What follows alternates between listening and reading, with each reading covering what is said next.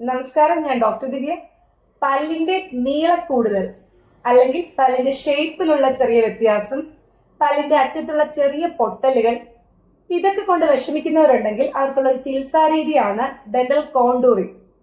അതായത് നമ്മൾ നീളം കൂടിയ വശം, അതായത് പല്ലിന്റെ ഇനാമൽ ഗ്രൈൻഡ് ചെയ്ത് അതിനുശേഷം പല്ലിനെ പോളിഷ് ചെയ്ത് ഷേപ്പാക്കി എടുക്കുന്നു.